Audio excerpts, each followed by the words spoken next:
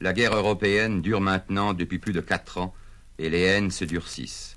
Les ruines s'accumulent. La guerre est totale sans merci. Le pape Pie XII le déplore. Del quinto anno di guerra, anche coloro che contavano allora sopra rapide operazioni belliche e una sollecita pace vittoriosa, volgendo lo sguardo a quanto li circonda dentro e fuori della patria. De Munich s'élève aussi la voix du cardinal Faulhaber qui appelle les fidèles à défendre la morale chrétienne le 3 novembre 1943.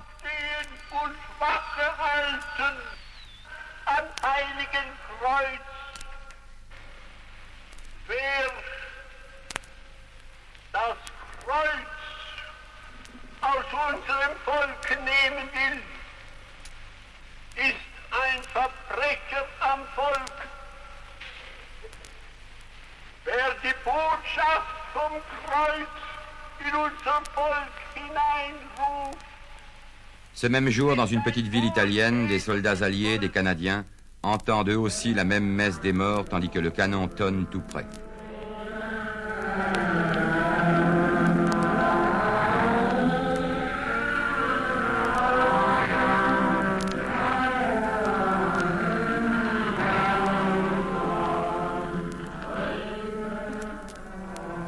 La sonnerie du clairon annonce l'offertoire.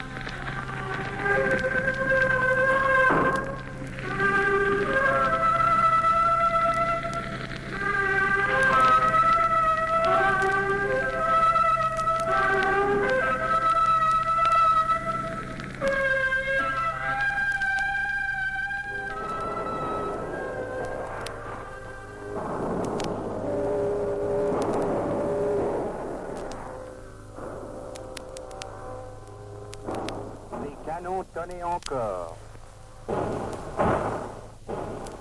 D'autres soldats canadiens reviennent d'Allemagne, après avoir été capturés à Dieppe, puis échangés. Ils disent l'état des villes allemandes bombardées. Avez-vous eu connaissance de raid pendant que vous étiez en Allemagne? Oh, beaucoup. Quoi qu'on voyait, sur les derniers temps, les avions anglais passaient au-dessus du camp presque tous les soirs. Pendant votre voyage du camp en Suède, est-ce que vous avez pu constater s'il y avait beaucoup de dommages? C'est-à-dire, on a passé à Berlin. Oh, il y a 10 jours, nous avons passé à Berlin et on pouvait voir des milles de long, les maisons complètement abattues par les bombes, descendues. Je crois que c'est à peu près tout. Qu'est-ce que j'ai à vous dire? Et j'espère que bientôt, je serai avec vous pour vous en dire encore beaucoup plus long. Au revoir. Allô? Maman, c'est André, votre fils qui parle. Et je crois que dans un mois, je serai avec vous. Ces bombardements n'épargnent pas la France.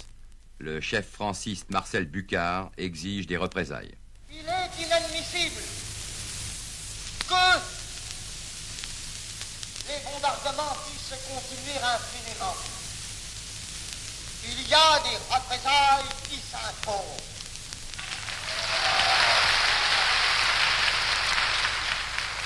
Nous avons le droit de demander d'abord, et ce n'est point rond, la sacro-sainte neutralité que, paraît-il, nous impose les conditions d'armistice, que de demander la constitution d'un corps que TCA a fait. Qui vive! Qui vive! Qui vive! Nous voulons garder de la tourmente nos compagnes et nos derniers foyers, et abattre la secte démente et restaurer l'honneur, la dignité.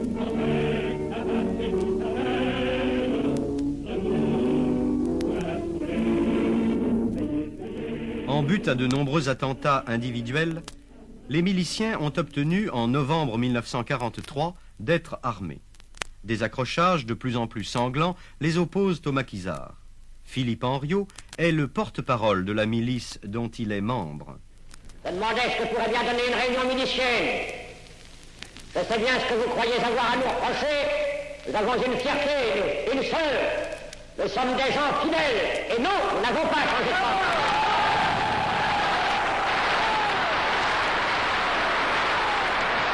avons entendu célébrer de la rouerie et nous n'avons pas besoin de promener nos regards très loin pour trouver autour de nous des hommes qui sont en train de se demander si le moment n'est pas venu de lâcher le gouvernement d'aujourd'hui pour le gouvernement de demain.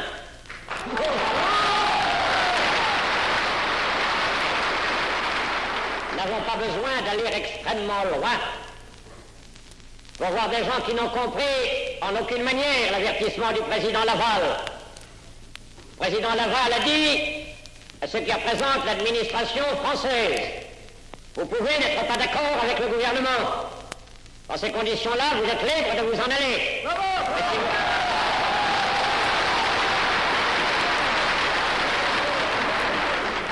Mais si vous êtes d'accord, si vous acceptez de recevoir de ce gouvernement vos consignes et vos traitements, alors vous lui devez une fidélité et une loyauté. L'autre grande vedette de la collaboration radiophonique est Jean-Hérold Paqui, critique militaire de Radio Paris.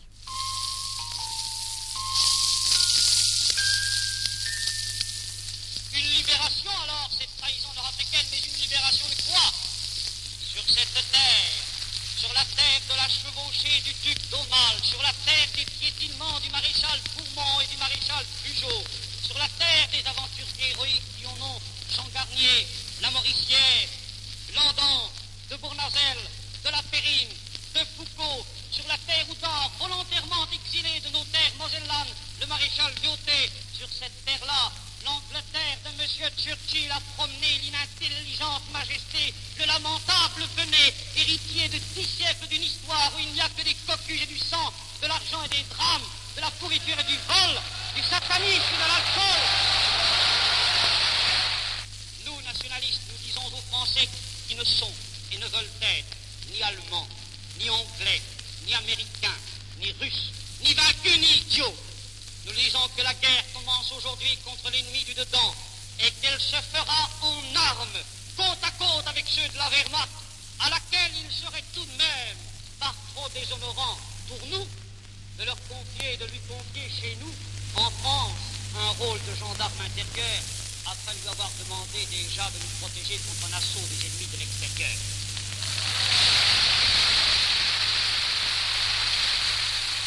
Alors qu'on ne s'étonne pas de nous entendre proclamer au peuple de Paris, qui fut tout de même révolutionnaire et qui finira bien par s'en souvenir, que nous ferons nous-mêmes notre révolution et que nous reprendrons à notre compte, si cela est nécessaire, le vieux cri qui a jeté des armées aux frontières de la France: citoyens, votre patrie est en danger.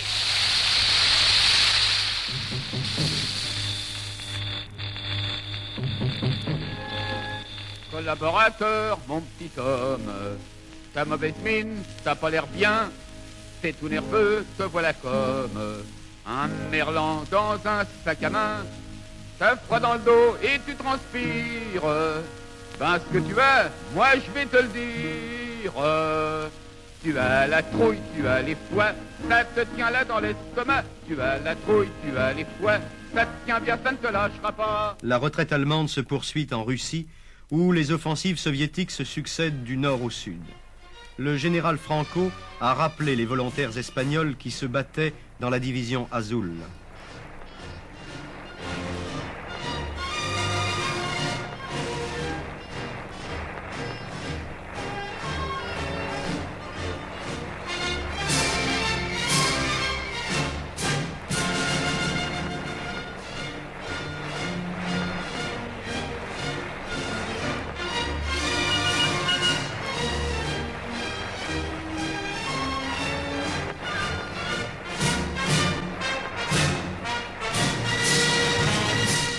Les Russes libèrent Kiev et forcent le passage du Dnieper sur lequel les Allemands espéraient tenir quelque temps.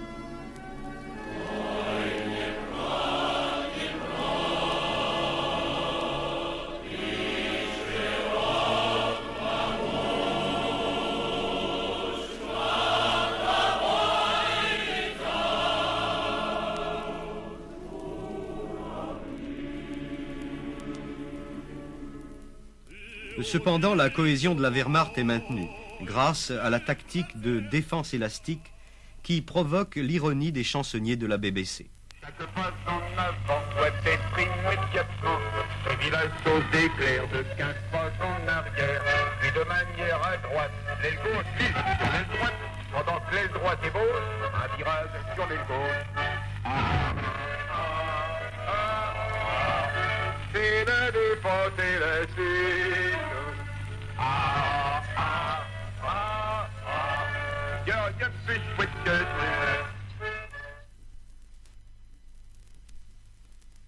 L'invasion possible de l'Europe par le bolchevisme est un thème sur lequel Rebattet espère réveiller les inquiétudes de la bourgeoisie. Comme mes chers camarades, que je suis partout, l'ont fièrement et énergiquement affirmé, nous ne sommes pas des convertis, je ne suis pas un converti. Et pour ma part, je puis vous avouer que même aujourd'hui, je ne pénètre jamais dans une assemblée, dans un cercle politique, sans être obligé de surmonter une certaine nausée. Un autre thème va être mis en avant. Quelle place aurait la France dans un monde de totale victoire des trois grands alliés? Selon le maréchal Smuts, le Premier ministre d'Afrique du Sud, cette place sera de second plan. Il n'est pas certain que cela déplaise au vieux Lloyd George qui le présente ici. I called upon Field Marshal Smuts to address you. It is no small thing to be called upon to address the members of this sovereign parliament of the United Kingdom, this Senate of Kings, to use the phrase once applied to the Roman Senate. I appreciate this honor, which is more than I have deserved, but I accept it as expressing your goodwill. Une ambiance de défaite entoure maintenant les collabos, mais il multiplie les réunions publiques pour affirmer des positions que l'on sent nuancées de pessimisme sur leur avenir. Le 19 décembre, un grand meeting au Veldiv réunit les miliciens et collaborateurs parisiens. Des troupes qui sont prêtes à se battre. Nous préférons, quant à nous, mourir que de subir le triomphe d'Israël. Après Joseph Darnan, voici Jean-Hérold de Paquis. Il n'y a pas de solution boiteuse. Françaises et Françaises, on vous demande d'être assez courageux, assez décidés, assez français pour tout dire, pour prendre parti. Il faut être avec les légionnaires du front de l'Est contre les assassins du front de France. Ou bien alors, il faut entrer et le dire, entrer dans le camp du terrorisme contre la patrie. Mais il n'est pas possible d'être hésitant entre les deux. Ou la France sera exsangue sans libération, ou elle sera libérée des tueurs moscovites. Pour Marcel Déat, le dernier espoir réside dans une bien improbable levée en masse contre un débarquement allié. Il faudra que dans les deux zones, les gens qui depuis 3 ans se battent au premier rang ne soient pas simplement des cibles offertes aux assassins. Il n'est pas possible, le jour où les Anglo-Américains essaieront de mettre le pied sur le continent, il n'est pas possible que ne se dresse pas devant eux une nation compacte, rassemblée, armée. Quant à Philippe Henriot, il répond aux attaques de la BBC dans le style qu'elle emploie à son égard. Vous n'avez donc pas compris que cette radio anglaise en français, c'est une entreprise montée par des fripouilles à l'usage des imbéciles pour vous exciter au meurtre, à la vengeance, à la haine entre Français. Ce sont les fourriers de la guerre civile. Ah, ça ira, ça ira, ça ira, les collaborateurs à la lanterne. Ah, ça ira, ça ira, ça ira, les collaborateurs, on les prendra.